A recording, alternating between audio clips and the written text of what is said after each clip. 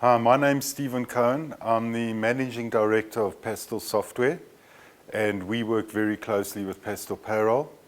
Thanks for attending this seminar, and hopefully I can tell you something that I've learned from my experience over the last 23 years of running companies of reasonable size, specifically that grew from like probably 20 people up to 500 people. And I thought it was quite pertinent to really talk about what I haven't been good at. The slide is a bit incorrect, and it implies that I am now good at what I'm going to talk to you about, because I've said there the most important thing I wasn't good at, but I'm still not good at it. And that is really related to hiring the right people and keeping the right people. So the 3 points I want to discuss with you is finding the right people, keeping the right people, and letting go of the wrong people. I think over my past 23 years, if I would have done that correctly, I think so much time, effort, and frustration would have been saved in arriving at where we are today. I can't stress these 3 facts more. And I would assume that because I'm still not good at it, it's not that easy to do. I think a lot of people take it for granted, and I think specific attention in the business needs to be given to this, no matter what size your business. If you're a big business and you can afford an HR department, perhaps they could do it. If you're a small business, obviously the business owner is going to have to get very involved in these topics. I just want to warn you, though, that if you're a big business and you've got an HR department, don't just assume it's going to be done anyway. You've got to create the urgency around this and make people understand how important it is, which is hopefully something I'm going to do over the next 5 minutes. So finding the right people. I personally have found that hiring for attitude is everything. In my experience, when you get people with the right degrees and the MBAs and that kind of stuff, it guarantees nothing. And in fact, getting somebody with the right academic qualification, but yet not a great attitude, rather don't go down that road. People with lesser of an academic record, but they've got a great attitude, tend to learn the stuff that you need them to learn anyway. So I'd rather take a seed and grow it to where it needs to fit, than rather just assume that if the degree's correct, things are going to work out. We've all heard that if you pay peanuts, you get monkeys. Unfortunately, we tend to abdicate our responsibility in assuming that if we pay the right price, we are going to get the right people. That also doesn't apply at all. So please don't tell people, well, you know, I hired the person, I paid them the right amount, so therefore I thought I was getting the right person. That's not going to happen. And in terms of, you know, paying people little and getting monkeys, I would say that paying them the right price is not going to guarantee success. It kind of works in the negative, that if you pay somebody the wrong price, it's going to make them feel unfairly treated, and that will kind of seep into their personality and something you've got to take responsibility for. They have to fit into your culture. That's also very important, so that when you do interviews, don't just do the tick box story, that they've got the qualification, they've got the attitude, etc., etc. The cultural fit is also important. And it's hard to test for cultural fit because it's a subjective thing. It's not objective. Be clear about what you're looking for. Very often in the past, I'm quite grey on what exactly we need, and you hope that the person's going to fit in and they're going to be like-minded. But people need direction, and you need to be very clear about what roles and responsibilities these people are going to take on. Something that we've become more mature at now is we are going to start psychometric testing all our potential candidates. In the past, we never did this because I thought my gut feel was good enough, which is clearly not the case. So I think you've got to do everything that you can to know that you made as much effort as possible that this person was the right person. And a lot of people say, but you know, psychometric testing is expensive. You know, to tell you the truth, I don't care if it's 5,000 Rand a person, because the opportunity cost of getting the wrong person, which maybe a psychometric test would have picked up, will obviously far outweigh the cost of the psychometric test. Agencies. My record with agencies also hasn't been great. Remember that agencies are there to sell. And they're going to try and do the best that they can in making sure that the right candidate gets to you. But very often that line's very grey. And you're paying your 15, 20% of the employee's salary. Normally there's like a 3 or 4 month period where if it doesn't work out, they'll kind of refill the position, not pay your money back. But agencies, in my experience, haven't worked out that well. I found that recommendations from existing employees has really worked out well. But remember, make sure that the employee recommending a candidate to you is one of good ethics and they're not just trying to help out a mate. But what is good about references from existing employees is that they know your culture already. I would assume that they want good people to help them do their job, and therefore when they recommend it's going to be the right candidate. And obviously there are no fees associated with that in terms of agency fees. What I've also been quite remiss at is that when times are good, you tend to be not that careful because you think times are so good, you can ride out any kind of inconsistencies that come through, or maybe people aren't good enough. When times are bad, then people really kind of pay attention to getting the right people. You should treat, when it comes to hiring employees, you should always pretend times are bad and apply yourself in finding the right person. Keeping the right people. So now let's assume you have found the right person. Keeping the right people is as difficult as finding them. You can't assume that just because they're the right people that everything's working out and they're going to stay. So you need to try and make your people love coming to work. And you can't give lip service to that kind of concept. You have to live and breathe it. What I do in my business is I really engage with employees at all levels in the organization, from the person that makes tea right up to our top salespeople. But they can see that I'm really invested in the conversations that I'm having with them. I'm really interested in what's going on with their lives. Don't be the kind of manager who walks in and pretends to be interested and uses the right words, but they can see in your body language that you're not being connected, and they'll actually take that as being patronizing. You need to give people responsibility. I think that if you've got an employee with the right ethic, they are going to really want to go home at night and think they made a difference. And the only way that you can get somebody to think they made a difference is to give them responsibility. Otherwise, they're just a number in the organization and they won't really feel fulfilled. You need to recognize people who go the extra mile. In Pastel Accounting, we employ around about 550 people. And I tell you, coming from where I did in the beginning, where we had like 30 people, it was very easy to stay in touch and see who was making a difference. But as the organization grows, you can easily make the mistake of only recognizing the people who are in your area of influence. You know, the out of sight, out of mind story. So you need to pay attention to finding out who's doing a good job and then recognizing them for it. And it doesn't only have to be recognition through money. I think the organization needs to know that there are certain people, no matter what their position is in the hierarchy, that they actually make a difference to the spirit of the organization. Allow them to make considered mistakes. I've never been one to reprimand somebody if they've made a mistake, but they thought about it beforehand. If somebody's making a mistake because they're being careless, and careless to me kind of assumes that they aren't careful about what they're doing, then that is a big issue. But if you're going to scream and shout at somebody who makes a mistake, you're then going to put them in a box and you won't be able to allow their creative spirit loose from that box. You cannot make people scared.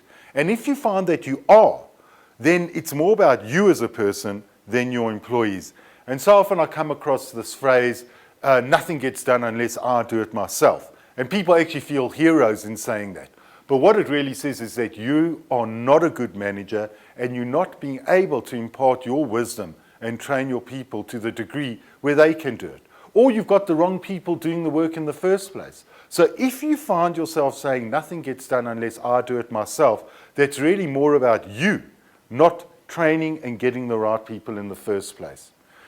You need to educate your people generally and within your industry. It's not just all about work. I think that if you can grow people's intelligence and mindset about what's going on in the world and stuff happening in your industry, I think it grows them as a person. So we run lectures here about stuff we read in The Economist, in the New York, in the Financial Mail, just to allow people to become more aware. And you'll be surprised how that rounding off of a person's knowledge helps it in the actual job they're doing and also the interaction with customers. You need to keep them informed. And you often hear about communication, but communicate the stuff that they're really interested in about the business. Once a month, we get everybody into the auditorium, once again, from the cleaners right to top management, and we go through what our sales were, what our expenses were, what our profit was, what's happening in the industry, and we do all this once a month in an auditorium, so at least everybody knows what's going on. I can't stand it when you've got somebody doing a specific job, like let's say manufacturing a desk, but they actually don't know what's going on in the rest of the organization. I think that you'll make them care more about what they're doing if they know how this dominates and affects the rest of the organization. Treat everybody fairly and be consistent is really one sentence in itself. People freak out when they find that certain people are being treated differently to the way they are. I tend to be quite a moody individual, and I can walk in one day and be different to the next day. I've made that very transparent so people really understand my moods. Obviously, that doesn't abdicate my responsibility in this regard, but I think that it does help with employees not being nervous around you and that kind of stuff. Don't forget the good ones. I spoke earlier about out of sight, out of mind. It tends to be a failure of mine. Probably 3 times a week, we all go to the bar, have a couple of drinks, and I can see that to the people that don't drink, it is actually unfair because they think they've been left out of the loop. And just because people aren't in your sphere of influence, don't forget about them.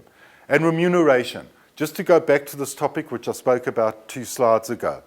Paying the right price just keeps it safe. Paying the wrong price actually creates a negative feeling. So I think that you will err more by paying people too little than too much. Just pay the right price. Now, identifying the wrong people. Once again, difficult to do, especially in an organization like ours where we have 550 people. Because how are you going to find out who's not doing their job to the degree that would help your organization? And I believe that the only way you can do this is really through your managers. So at Pastel Software, we probably have about 30 managers. And it's my responsibility to make sure that those managers are sussed enough so that they can pick out the wrong people. And you have to make them feel comfortable that they can follow the right processes that you've informed them with and equipped them with to actually go out and make a statement to the wrong people and eventually allow them to leave your organization. You can't make it subjective, especially with the labor laws in our country. If you're going to try and make it subjective, you're going to be cleaned out.